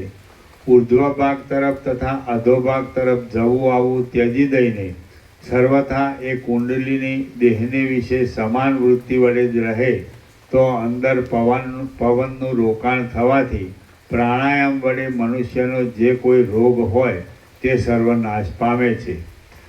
100 નાડીઓ શરીરમાં મુખ્ય ગણાય છે અને બાકીની બીજી નાડીઓ સામાન્ય ગણાય છે. સામાન્ય નાડીમાં કફ પિત્તાદિક દોષ વધી જવાથી તેમાં અન્ન રસ પહોંચાડનારી પ્રાણશક્તિનો વ્યાપાર બંધ પડી જાય તો સામાન્ય રોગ થાય છે અને મુખ્ય નાડીઓમાં જો વ્યાપાર બંધ પડી જાય તો મોટા રોગો થાય છે. રામ બોલ્યા, હે મુનિઓમાં શ્રેષ્ઠ ગુરુ મહારાજ, શરીરમાં આધિઓ અને વ્યાધિઓ શી રીતે ઉત્પન્ન થાય છે અને તેનો નાશ કેવી રીતે થાય તે આપ મને બરાબર કહો. વશિષ્ઠ બોલ્યા, આધિ અને વ્યાધિ એ બંને દુઃખનું કારણ છે. દવાઓ કરવાથી તે સમયે પૂરતું સુખ મળે છે અને જ્ઞાન વડે અજ્ઞાનની આત્યંતિક નિવૃત્તિ થાય તો તે મોક્ષ કહેવાય છે. આધિ અને વ્યાધિ એ બંને કોઈ વખત એકબીજાના નિમિત્તરૂપ થઈ શરીરમાં ક્રમે કરીને થાય છે. કોઈ વખતે એક કાળે એવા સાધનો મળી આવવાથી શરીરમાં બંને સાથે પેદા થાય છે અને કોઈ વખત ક્રમવાર પણ થાય છે. દેહ સંબંધી જે કાંઈ દુઃખ છે તે વ્યાધિ કહેવાય છે અને વાસનામય માનસિક વ્યથાને આધિ એવા નામથી કહેવામાં આવે છે. એ બંનેનું મૂળ તપાસતા અજ્ઞાન જ જણાય છે અને તત્વજ્ઞાનથી તેનો સંપૂર્ણ નાશ થાય છે. અજ્ઞાનને લીધે પોતાની ઇન્દ્રિયોનો સંયમ નહીં થવાથી ચિત્તમાં સ્વસ્થતા રાખનારા સૂક્ષ્મ ભાવને છોડી દઈ રાત દિવસ રાગદ્વેષમાં રૂંધાઈ જઈ આ મળ્યું અને આ ન મળ્યું એવી ચિંતાથી ગાઢ મોહને આપનારી આધિઓ વર્ષા ઋતુમાં ઝાકળની પેઠે કેવળ અજ્ઞાનથી જ આવી પડે છે. અત્યંત ઈચ્છાઓ સ્ફુરવાથી તથા અજ્ઞાનથી ચિત્ત ન જીતાવાને લીધે દુષ્ટ અત્યંત ઈચ્છાઓ સ્ફુરવાથી તથા અજ્ઞાનથી ચિત્ત ન જીતાવાને લીધે દુષ્ટ અન્ન જમવામાં આવવાથી, સ્મશાન આદિ ખરાબ સ્થળોમાં ફરવાથી, સાયંકાળ આદિ વખતે ભોજન મૈથુન આદિ વ્યવહાર કરવાથી, દુષ્ટ કર્મોનું ચિત્તમાં ચિંતન કરવાથી, દુર્જનોના સંગદોષથી, વિષ સર્પ વ્યાઘ્ર આદિની શંકાઓ મનમાં આવવાથી, નાડીઓના છિદ્રોમાં અન્નરસ ન જવાને લીધે તે ક્ષીણ થઈ જઈને કિંવા બમણો રસ ચડવાથી, બહુ પૂર્ણ થઈ જઈને કફ પિત્તાદિ દોષથી, પ્રાણ વ્યાકુળ થઈ જવાને લીધે શરીર વિકલ થઈ જવાથી ઇત્યાદિ દોષોથી અનિયમિતતા થાય એટલે વ્યાધિ શરીરમાં ઉત્પન્ન થાય છે કે જેથી વર્ષા ઋતુથી અને ગ્રીષ્મ ઋતુથી જેમ નદીનો આકાર બદલાઈ જાય તેમ શરીરનો આકાર બદલાઈ જાય છે. પૂર્વજન્મની હોય કે આ જન્મની હોય, શુભ હોય કે અશુભ હોય, પરંતુ જે બુદ્ધિ બળવાળી હોય તે તેવા આધિવ્યાધિના ક્રમ તરફ મનુષ્યને લઈ જાય છે. પંચભૂતથી બનેલા આ સૂક્ષ્મ સ્થૂળ દેહમાં અને લિંગ દેહમાં એ રીતે આધિઓ અને વ્યાધિઓ ઉત્પન્ન થાય છે. હે રઘુકુળને શોભાવનાર રામચંદ્રજી, એ આધિઓ અને વ્યાધિઓ શી રીતે નાશ પામે છે તે વિશે હું કહું છું તે સાંભળો. વ્યાધિ બે પ્રકારનો છે, એક સામાન્ય અને બીજો દ્રઢતર. ભૂખ તરસ અને સ્ત્રી પુત્રાદિની ઈચ્છા એ વગેરેથી થયેલો વ્યાધિ સામાન્ય ગણાય છે અને જન્મ આદિ વિકાર આપનાર વાસનામય વ્યાધિ દ્રઢતર કહેવાય છે. અન્નપાન અને સ્ત્રી પુત્રાદિક ઈચ્છિત વસ્તુ મળી જ નથી. અન્નપાન અને સ્ત્રી પુત્રાદિક ઈચ્છિત વસ્તુ મળી જવાથી વ્યવહારિક સામાન્ય વ્યાધિ નાશ પામે છે. આધિઓનો નાશ થઈ જવાથી મનથી થયેલા રોગો પણ નાશ પામે છે. પરંતુ હે રામચંદ્રજી, જેમ રજ્જુમાં અજ્ઞાનથી થયેલી સર્પની ભ્રાંતિ રજ્જુનું ખરું જ્ઞાન થયા વિના મળતી જ નથી, તેમ આત્મજ્ઞાન થયા વિના દ્રઢતર જન્મ મરણ આદિ આપનારો વાસનામય વ્યાધિ મળતો જ નથી. હે રામચંદ્રજી, જેમ રજ્જુમાં અજ્ઞાનથી થયેલી સર્પની ભ્રાંતિ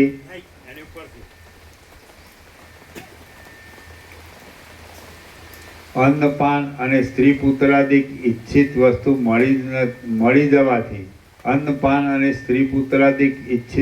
મળી જવાથી વ્યવહારિક સામાન્ય વ્યાધિ નાશ પામે છે. આધિઓનો નાશ થઈ જવાથી મનથી થયેલા રોગો પણ નાશ પામે છે.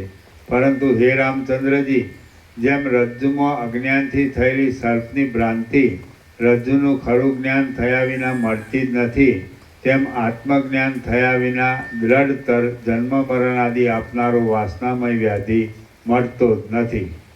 વર્ષા ઋતુની નદી કિનારાના સર્વ વૃક્ષોની જેમ ઉખેડી નાખે છે, તેમ જો દ્રઢતર જન્મ મરણ આદિ વ્યાધિનો ક્ષય થાય તો તે સર્વ આદિવ્યાધિઓનો મૂળમાંથી ઉખેડી નાખે છે. સર્વ આદિવ્યાધિઓને મૂળમાંથી ઉખેડી નાખે છે.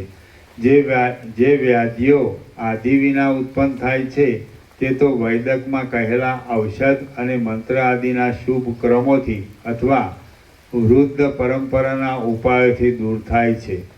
લોલાર્ક આદિ તીર્થોમાં સ્નાન વિધિ, મંત્ર, ઔષધ આદિ ઉપાયો અને લોકમાં ચાલતા વૃદ્ધ પરંપરાના ઉપાયો તથા વૈદક શાસ્ત્રો એ બધું તમે સારી રીતે જાણો છો.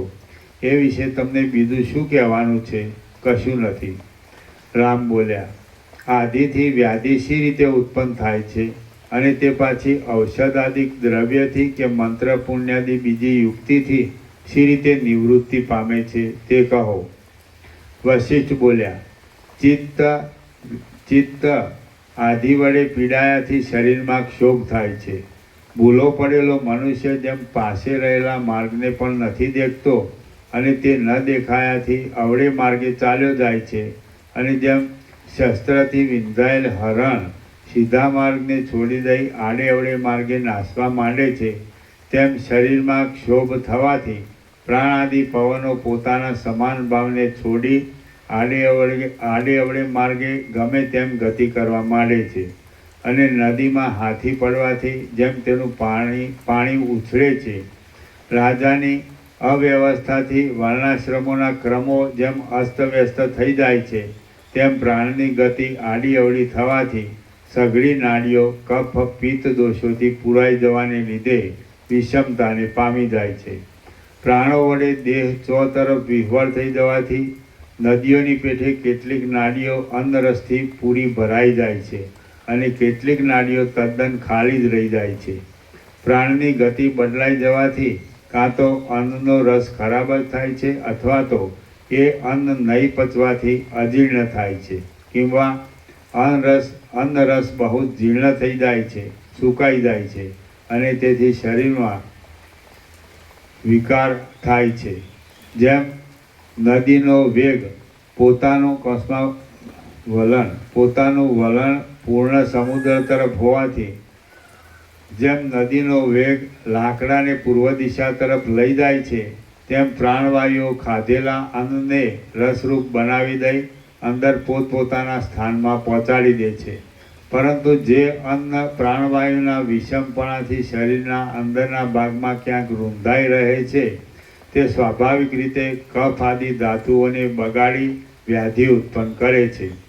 ઉપર કહ્યા પ્રમાણે આધિ માનસિક પીડામાંથી વ્યાધિ રોગ ઉત્પન્ન થાય છે અને આધિ મટી જવાથી વ્યાધિ પણ નાશ પામે છે. હવે મંત્રોથી જે રીતે વ્યાધિઓ નાશ પામે તે ક્રમ કહું છું તે સાંભળો. જેમ સ્વભાવથી જ હરડે જુલાબ આપે છે, તેમ ય, ર, લ, વ ઇત્યાદિ મંત્રાત્મક વર્ણો તેવી શ્રદ્ધાવાળી ભાવનાઓથી તેવા કાર્યો કરી આપે છે. હે મહાત્મા રામચંદ્રજી, જેમ કસોટી પર ઘસાવાથી સુવર્ણ પોતાનું નિર્મળપણું પ્રકાશિત કરે છે, તેમ શુદ્ધ અને પુણ્ય કર્મ કરવાથી તથા સત્પુરુષોની સેવાથી ચિત્ત નિર્મળ થઈ જાય છે. હે રામચંદ્રજી, પૂર્ણચંદ્રનો ઉદય થવાથી જેમ જગતમાં પ્રકાશ વધે છે, તેમ ચિત્ત શુદ્ધ થવાથી શરીરમાં આનંદ વધવા માંડે છે. ચિત્ત શુદ્ધ રહેવાથી પ્રાણવાયુઓ પોતાના ક્રમ પ્રમાણે સંચાર કરે છે અને અન્નને બરાબર રસરૂપ કરી પચાવી દે છે, જેથી વ્યાધિ નાશ પામે છે. એ પ્રમાણે આધિ તથા વ્યાધિના નાશનો તથા ઉત્પત્તિનો ક્રમ મેં તમને કહ્યો. હવે કુંડલિનીનો પ્રસંગ ચાલતો હોવાથી તે વિશે તમને હાલ જે ઉપયોગી છે તે કહું છું. જેમ સુગંધનો આશ્રય માંજર હોય છે, તેમ લિંગ શરીર નામથી ઓળખાતા જીવની પ્રાણ એવા નામથી કહેવામાં આવતી કુંડલિની જ મુખ્ય આધારરૂપ છે. એ કુંડલિનીને પૂરક પ્રાણાયામના અભ્યાસથી કંઠકૂપથી નીચે રહેલી કુર્મ નાડીમાં લઈ જઈ તેમાં મનનો સંયમ કરી બરાબર રાખવામાં આવે છે તો શરીરનું ભારેપણું અને મેરુના જેવી સ્થિરતા પ્રાપ્ત થાય છે કે જેને ગરિમા નામની સિદ્ધિ કહે છે. પ્રાણને જ્યારે પૂરક પ્રાણાયામથી પૂર્ણ થયેલા દેહની અંદર મૂલાધારથી માંડી બ્રહ્મરંધ્ર સુધી ફેલાવી પ્રાણ નિરોધથી થતી ગરમીને અને તેથી થતા શારીરિક તથા માનસિક શ્રમને સહન કરવાને એ કુંડલિનીને ઉર્ધ્વ ભાગમાં લઈ જવામાં આવે ત્યારે તે લાકડીની પેઠે લાંબી થઈ અને સર્પિણીની પેઠે ઉતાવળી થઈને લતાની પેઠે કોમળ અને દેહમાં બંધાયેલ સર્વ નાડીઓને સાથે લઈ ઉર્ધ્વ ભાગમાં જાય છે. કૂવામાંથી ઊંચે ખેંચવામાં આવતો ચામડાનો કોષ પોતાની અંદર રહેલ પાણીને જેમ ઊંચે લઈ જાય છે તેમ નાડી દ્વારા પવન વગરના આકાશથી પૂર્ણ અને હલકા થઈ ગયેલા આખા દેહને એ કુંડલિનીને કૌંસમાં સંયમના અભ્યાસ વડે ઊંચે ચડાવે છે કે જેને આકાશગમન નામની સિદ્ધિ કહે છે. એ પ્રમાણે યોગશાસ્ત્રમાં કહેલા સંયમના અભ્યાસના વિલાસરૂપ અને આકાશગમનમાં ઉપયોગી એવા યોગ વડે યોગીઓ જેમ દિન પુરુષો કૌંસમાં પુરુષાર્થથી ઇન્દ્રપદને પહોંચે છે તેમ આકાશગમનાદિક ઉર્ધ્વ ગતિને પહોંચી જાય છે. એની નીચે ટિપ્પણી છે. શરીરનો અને આકાશનો જે સંબંધ છે તેમાં સંયમ કરવાથી અને તેને લીધે રૂહની પેઠે શરીર હલકું થઈ જવાથી આકાશગમન નામની સિદ્ધિ મળે છે એવો એ સૂત્રનો આશ્રય છે. એક જ વિષયમાં ધ્યાન, ધારણા અને સમાધિ એ ત્રણેય કરવામાં આવે તેને સંયમ કહે છે. આવો આ સૂત્રનો આશય જણાય છે. સંયમના અભ્યાસના વિલાસરૂપ અને આકાશગમનમાં ઉપયોગી એવા યોગ વડે યોગીઓ જેમ દિન પુરુષો પુરુષાર્થથી ઇન્દ્રપદને પહોંચે છે તેમ આકાશગમનાદિક ઉર્ધ્વ ગતિને પહોંચી જાય છે. બીજી નાડીઓમાં નહીં જવા દેતા ફક્ત સુષુમ્નામાં રેચક પ્રાણાયામ વડે પ્રાણનો પ્રવાહ ચાલુ રાખી કુંડલિનીની શક્તિને જ્યારે મસ્તકની અને કપાળની સંધિરૂપ કપાટની બહાર 12 આંગળ ઉપરના ભાગમાં રહેલ મૂર્ધ્વ જ્યોતિમાં કૌંસમાં મુહૂર્ત પર્યંત સંયમપૂર્વક સ્થિર રાખવામાં આવે તો આકાશચારી સિદ્ધ પુરુષોનું દર્શન થાય છે. રામ બોલ્યા, અમારા જેવાની સિદ્ધિઓ, અમારા જેવાની ઇન્દ્રિયો દિવ્ય ન હોવાથી ચક્ષુ આદિનો સંયોગ થયા છતાં પણ સિદ્ધોનું દર્શન થવું દુર્લભ છે. તો પછી ચક્ષુના તેજના સંબંધ વિના ફક્ત મૂર્ધ્વ જ્યોતિમાં કૌંસમાં મસ્તક તથા કપાળની સંધિમાં રહેલા છિદ્રની અંદરની જ્યોતિમાં પ્રાણ ધારણ રાખવાથી સિદ્ધોનું દર્શન શી રીતે થાય?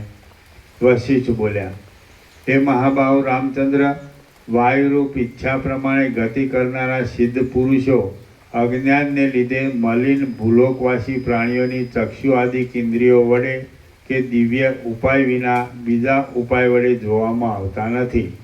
યોગાભ્યાસ વડે સંસ્કાર પામેલા ચિત્તથી બુદ્ધિરૂપી નેત્ર વડે પોતાનું ધારેલું ફળ આપનારા સિદ્ધ પુરુષો સ્વપ્નની પેઠે જોવામાં આવે છે. જેમ સ્વપ્ન જોવામાં આવે છે તેવી જ રીતે સિદ્ધોનું દર્શન પણ થાય છે. માત્ર એ બેમાં એટલો જ તફાવત છે કે સ્વપ્નમાં જોવામાં આવતો વ્યવહાર લાંબો કાળ રહેતો નથી અને સિદ્ધોના દર્શનમાં થયેલો વરદાન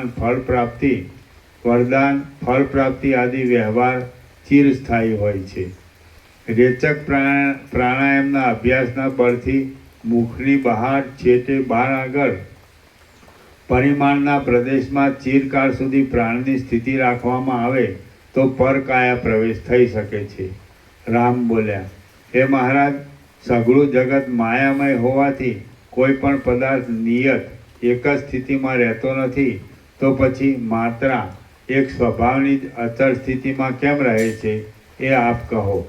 આપ જેવા દયાળુ વક્તાઓ કુતર્ક ભર્યા પ્રશ્નો પૂછવાથી પણ ખેદ પામતા નથી. વશિષ્ઠ બોલ્યા, સૃષ્ટિના આરંભકાળમાં સત્ય સંકલ્પ પરમેશ્વરના સંકલ્પને અનુસરી વસ્તુની સ્વભાવ નામની જે શક્તિ સ્ફુરે છે તે છેવટ સુધી કાંઈ પણ ફેરફાર ન થતાં તેવીની તેવી સ્થિતિમાં રહે છે. આવો નિયમ છે. તો પણ હે પ્રિય રામચંદ્રજી, તત્વદ્રષ્ટિથી જોતા અવિદ્યા જેવી કોઈ વસ્તુ જ ન હોવાથી પદાર્થની સ્વભાવ નામની શક્તિ પણ ક્વચિત બદલાઈ જાય છે. જેમ કે ડાંગર શરદ ઋતુમાં થતી હોય છે તો પણ દેશકાળના ભેદને લઈ વસંત ઋતુમાં પણ થતી જોવામાં આવે છે. જે કાંઈ નાના પ્રકારે આપણે જોઈએ છીએ તે સઘળું વસ્તુતઃ બ્રહ્મરૂપ જ છે. માત્ર વ્યવહારને માટે જ ઉપર જણાવ્યા પ્રમાણે તેમાં સઘળી કલ્પનાઓ કલ્પવામાં આવી છે. રામ બોલ્યા, સૂક્ષ્મ છિદ્ર આદિમાં ગતિ કરવા માટે શરીરને અણુ કંસમાં ઝીણું કરવું હોય અથવા આકાશને પૂરવા માટે પોતાના શરીર વડે ઘણા ભાગમાં વ્યાપ્ત કરવા માટે શરીરને સ્થૂળ બનાવવું હોય તો તે યોગી લોક શી રીતે કરી શકે છે તે આપ કહો. વશિષ્ઠ બોલ્યા, જેમ લાકડું અને કરવતનો સંયોગ થવાથી લાકડાના 2 ભાગ થઈ જાય છે અને તે જ 2 ભાગને ઘસવાથી તેમાંથી અગ્નિ પ્રકટ થાય છે, તેમ પ્રાણ અને અપાનના પરસ્પર સંઘર્ષ થવાથી અગ્નિ જઠરાગ્નિ ઉત્પન્ન થાય છે. એના નીચે તાંત છે.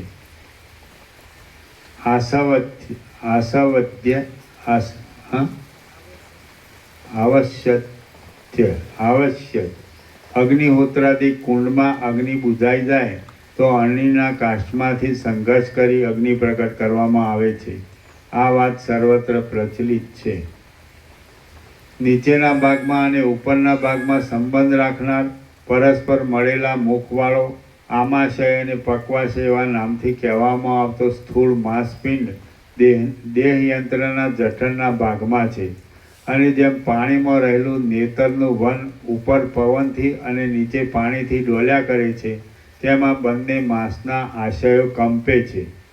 એ માંસપિંડના નીચેના ભાગમાં મૂલાધારમાં પોતાના સ્થાનમાં રહેલી અને સર્વની શોભારૂપે કુંડલીની પદ્મરાગમણીના પડમાં જેમ મોતીઓનું ગૂંથળું શોભે તેમ શોભે છે.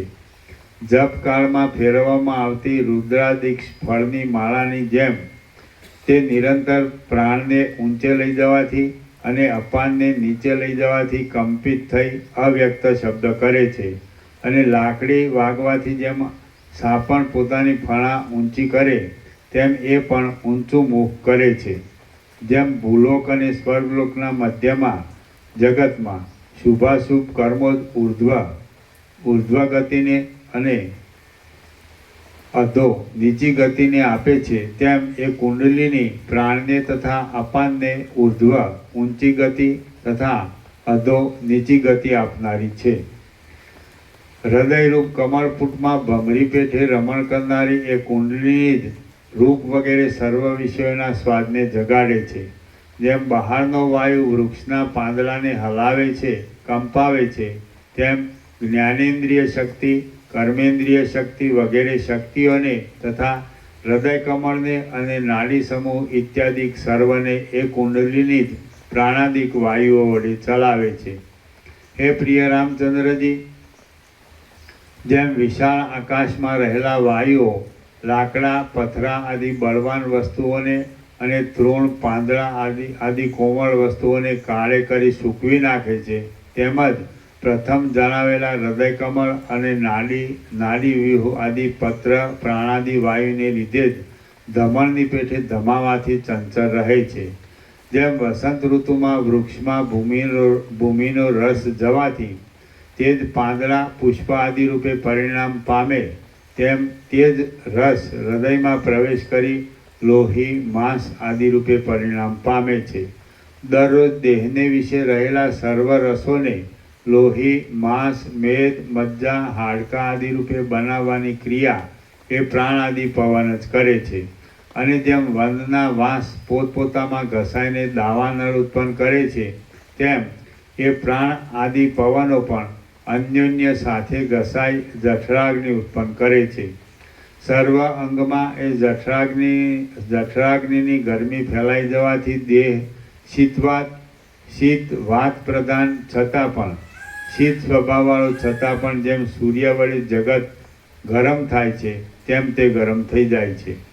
હૃદય કમળમાં સુવર્ણના ભમરાના જેવું સુશોભિત જઠરાગ્નિરૂપી તેજ આખા આ દેહમાં ચારે બાજુ પોતાની શાંતિ વડે ફેલાયું છે અને યોગીઓ તેનું તારાના આકારે ધ્યાન કરે છે.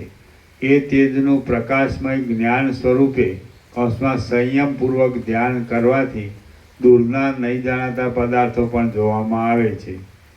માંસરૂપ કમલખંડથી શોભતા અને હૃદયરૂપ સરોવરમાં વિશ્રામ લેનારાને જઠરાગ્નિને જેમ વડવાગ્નિને સમુદ્રનું જળ બળતણ હોય છે તેમ શરીરમાં ઉત્પન્ન થયેલ અન્ન રસરૂપ જળ જ સૂકું બળતણ છે.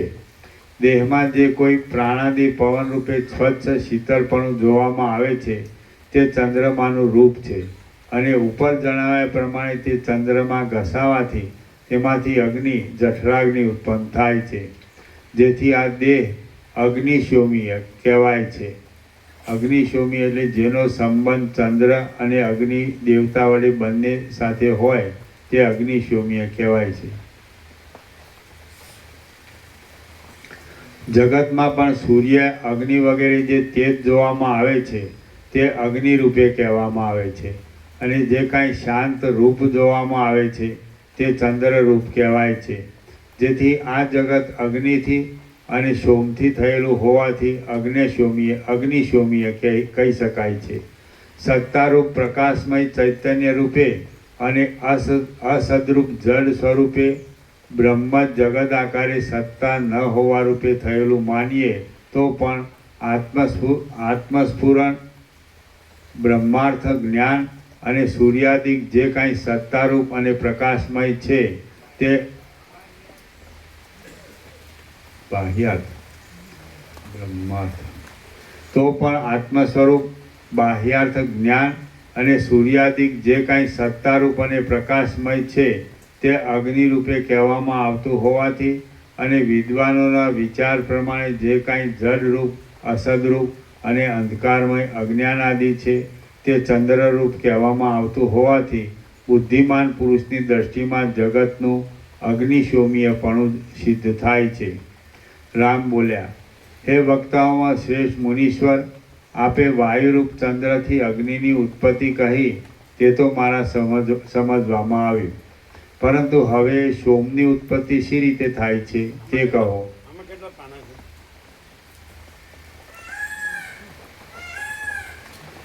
કેટલા? 3 સુધી 3. સાંજે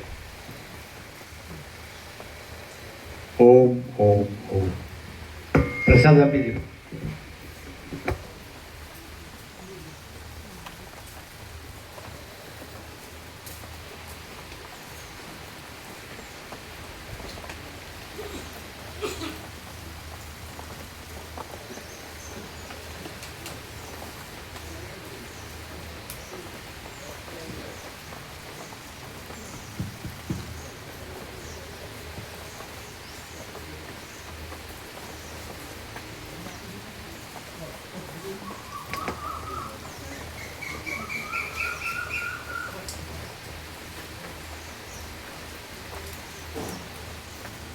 ક્યારે સાંજે સવારે અમદાવાદ હતા ને યુટ્યુબમાં ત્યાં રોકાયા હતા. એ પ્રભુ દુઃખો ખરામાં વાત થઈ છે. કાલે બપોરે 12 વાગે મળવાનું છે લોકો વાતચીત છપાવવા માટે. મેં મેનેજર આવી ગયા ફોરેનથી. હા એટલે કાલે બપોરે મળવાનું છે 12 વાગે છાપવાના છે. આ છાપવા માટે બધું છપાઈએ ને. જેમ સર્વન બસ બરોબર છે. આપણે એકદમ ડીપ એન્ડ ક્લીન હો. આછી નહીં, સહી બરોબર ડીપ એન્ડ ક્લીન રાખે.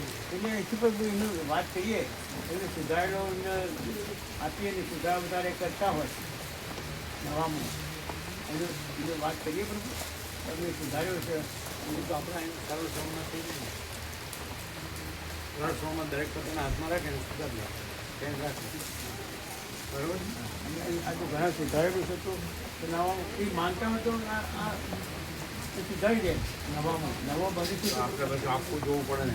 1700 આખું મૂકીએ ને સુધારેલું બની શકે. બાકી એ સંપૂર્ણ હા તો અનુવાદ સરસ છે. એટલે હવે સામાન્ય હોય કંઈ આપણે એના માટે આખું જોવું પડે અને આમાં ચાલોમાં પછી બધાના હાથમાં હોય ને એટલે દરેક પોતાના હાથમાં પેન્સિલ રાખે પેન્સિલ પેન નહીં વાપરવાનું એટલે પછી રબરને પેન્સિલ હોય ને તો એનો બરાબર ભૂલ થઈ ગયો બસો એટલે છાપો મેં કીધું છાપો એટલે અમે રૂબરૂ મળવાની એટલે છાપવાનું કીધું ને આ સપાટી 200 કે પાલનપુર વાગે લેવાના એસપી પ્રભુનો ફોન આવ્યો એસપી પ્રભુનો તમને 200 કે છપાવવાના એસપી પ્રભુ પાલનપુર બોટાવાળામાં કોઈ પ્રભુના ચીવીનો ફોન આવ્યો હતો એ 200 છપાવવાના 200 સેટ એ લેવાના છે સસ્તું થાય તેમાં એમને પૂછ્યું છે એમને સસ્તું છે ડાયરેક્ટ પૂછ્યું છે એમ કાંઈ ચીવી પ્રભુને ફોન આવ્યો હતો આ લોકો છપાવવાના તો એના 200 આપણે એટલે આપણે તો આપણે 200 છપાવવાના તમને સામેથી ફોન ખબર છે અહીંયા છપાવવાના છે આપણે સસ્તું સાહિત્યમાં ફોન કર્યો છે ને એટલે એની બપોરનો ફોન આવ્યો હતો કે હું છપાવવાના એટલે એ એટલું બધું તમે છપાવવાના છે તમારે છપાવવાના એટલે એમની ડાયરેક્ટ વાત કરશે આપણે કોઈ લેવા જવાનું એટલે એમને તમને શું કહી છે હેપી પ્રભુ અમારે તો છપાવવાના છે અહીંયા સુધી 200 સેટ લેવાના છે એમાં આવી ગયા અહીં જીતુ પ્રભુ તમારી બાજુમાં રાખજો હાજી જીતુ પ્રભુ જુનાભાઈ જયસિંહ મળ્યા કોણ આવે જયસિંહ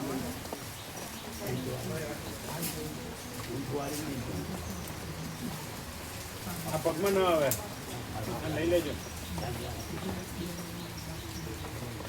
જીતુ પ્રભુ હા એમ કે છે મારું ધ્યાન રાખજો એટલે તમે એકદમ બાજુમાં છો ધ્યાન રાખજો જયસિંહ પ્રભુનું હા જરા એ તો ઓળખે છે એને એ જ લાવ્યા એ જોડે જવું જીતુ પ્રભુ એ જ લાવ્યા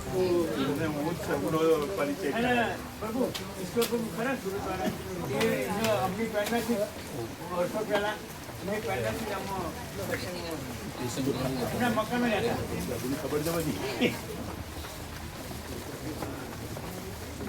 એની પ્રેરણા કોની પ્રેરણા છે અમની પ્રેરણાથી ઈશ્વર પ્રભુના મકાનમાં રહેતા હતા પહેલાં